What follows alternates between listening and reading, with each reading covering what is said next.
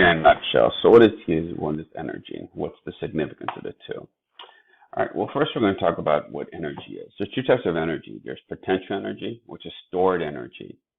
For example, if you have chemical bonds, that's stored energy. When you break the bonds, you release that energy. When you have distance between the molecules, so the closer they are, the greater the potential energy is. So that means that basically solids have greater kinetic energy than liquids, and liquids have greater kinetic energy than gases. So distance plays a role, and also the strength of the bond, at least from a chemistry perspective. Kinetic energy, on the other hand, is energy of motion. Once something starts moving, that's kinetic energy. The faster it moves, the greater kinetic energy. And the thing that you want to connect to this is that temperature and kinetic energy are related.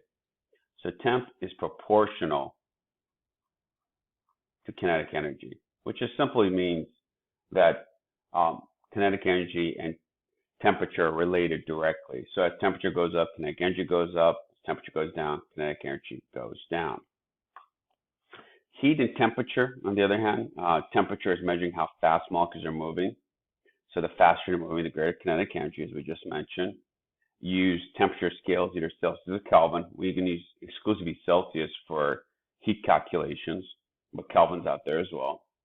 And all we're really doing is just measuring the motion, right? How fast you're moving. Heat has nothing to do with temperature in that shape, way, or form. It's more to do with the transfer of energy between two objects. So heat is referring to energy going from a warmer object to colder object. It's always from hot to cold, never from cold to hot. There's no such thing as coldness. If you're feeling cold outside, that means you are losing energy to the air molecules around you, which are moving slowly, and because you're getting energy from them, you can move a little bit faster. But you are losing energy to the air molecules. That's why you're feeling colder. If you're feeling warmer, the air molecules are hitting you with their energy and transferring it to you, and that's why you're feeling warmer. So you are gaining energy from the gas. Either way, it's always going from the hotter substance to the colder substance. Same thing if you shake hands with somebody and your hand is cold, you are losing heat to them. You are hotter than they are. So as a result, you lose energy to them. The relationship you want to make sure you remember is there's 4.18 joules per calorie. So if you want to go between calories and joules or joules and calories, you can use this relationship. So for example, if I have 100 calories, I can set up a T-chart and say, okay, there's 4.18 joules for every 1 calorie. So I end up getting 418 joules by doing the math from the T-chart. Remember, cross out the units on the bottom, multiply whatever is on top, and divide by whatever is on the bottom. So 100 times 4.18 divided by 1 gives you 418 joules. So identify each of the following as potential or kinetic. Rollerblading, you're moving. Anytime you're moving, it's kinetic energy. A peanut butter and jelly sandwich, it's not in motion, it's a stored energy. Food is always going to be high in potential energy because it's stored energy. Mowing the lawn is kinetic energy because you need to move in order to mow the lawn. Gasoline the gas tank, potential energy. Why? Because it's stored energy. Until you run it through your engine, have it burn to combust, it's going to be considered potential energy. And then after that, it becomes kinetic once you're burning it. It's causing your car to move. All right, when you touch an object and it burns you, which direction does the heat flow? Well, if you're burning your hand, it means energy is going to your hand. So that means it's going to go from the object to your hand. So the answer is 1. You put ice on your knee because of some soreness. Which direction is heat flowing? You are obviously warmer than the ice. That's why ice feels cold. So it's coming from your knee. That's the way heat is going. If your thermometer shows that the temperature is increasing, then the liquid inside the thermometer is expanding. There's a red liquid inside of thermometers which expands as the energy increases and contracts when energy decreases. Remember, when you're taking temperature, you're measuring the motion of the particles, whether it's the air or the water or anything else. So if there's a large amount of energy being transferred from the air or the water to the thermometer is going to expand, so you can see the red line go up, and when it cools down, it goes down. All right, the other concept is specific heat capacity.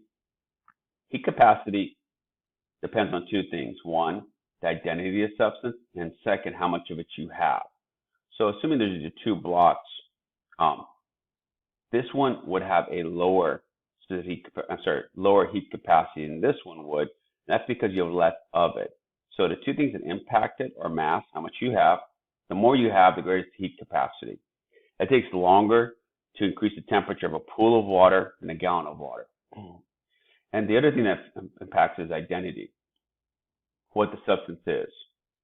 Some things heat up better than others. Something can store heat better than others. So those are the two variables you have to consider. Either way, you're trying to increase the temperature of it by 1 degree Celsius. So it's going to take longer to increase this by 1 degree Celsius because all these things have to go up in energy to make that happen. Whereas for the smaller thing, it takes less time. Specific capacity, on the other hand, doesn't matter if you have a little square or a big block. We're only going to look at 1 gram of it at a time. So because we're only looking at 1 gram at a time, it's not going to vary based on mass. So whether you have this much or this much, they both have the same specific heat. The only thing that impacts specific heat is the identity of the substance. So if it's the same substance for both of these samples, they have the same specific heat capacity, and they will go up by 1 degree Celsius based on the amount of energy you put in. The one you want to remember, specific heat, is that water has this value. It's an important one because you can be using it in heat calculations. And you need to know that metals have very low values for specific heat. So let's take a look at an example of this. We have 1 kilogram of gold, 1 kilogram of aluminum. We're going to put the same heat in both of them. So which one's going to heat up faster? The gold. Now, for those wondering why, this has a lower specific heat capacity. The lower the specific heat capacity, the higher the temperatures change. So lower the specific heat, higher the change in temperature. So this has a lower specific capacity. So when you put the same energy into both of them, because this has a lower specific capacity, it's going to go up in temperature faster into a higher value than this. So whenever you're trying to compare two things, what you're looking for, which one heats up faster? Whatever heats up faster has a large specific heat capacity. Also, whatever cools off faster too, goes both ways. So whatever cools off faster also has a lower specific heat capacity. So the lower specific capacity, the greater change in temperature, whether it's up or down. In this case, it's about 7 times faster. Gold versus water. You know, water is a very high one. Gold, we already established as a low one. It's about 0.128, I think, joules per gram degree Celsius, specific heat capacity of it. So you can see gold heats up faster into a higher temperature. How much faster? Well, a lot faster. And how much greater is the change in temperature? Well, this is 20 to 90 versus 20 to maybe a degree Celsius it went up for this one. For this one, it went up 70 degrees plus. So this has a lower specific capacity, the gold does. All right, let's try some questions. Which metal would heat up the most if you put the same 100 joules of energy into it? Remember, we're looking at the ones that have the lowest specific heat capacity. So our two choices would be here and here. So gold and lead would heat up the most. They both have the same value, so they would heat up the most equally. Which is the best to use for cooking? You would think gold or lead again, because they heat up. The faster something heats up, the better it is for cooking, because you need less energy to make its temperature go up. In this situation, though, gold is too expensive. Lead is too deadly, lead poisoning, right? You don't want to die from cooking food. Silver, expensive as well, so you don't want to use it. So your best choice is actually iron. This is why cast iron is so popular for cooking.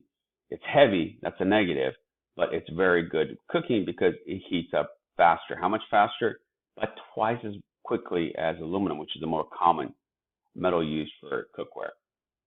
Which substance would take longer to heat than ethanol if you were using 1,000 joules of energy? Well, you want to pick something that has a higher specific capacity than ethanol. This is 2.44, so this would not work. This would not work, but water would work. So water would actually take longer to heat up because you need 4.18 joules. So if you put the same 1,000 joules, after 2.44, this temperature of this ethanol goes up, but not the water. The water will not go up in temperature until you go to 4.18 joules of energy.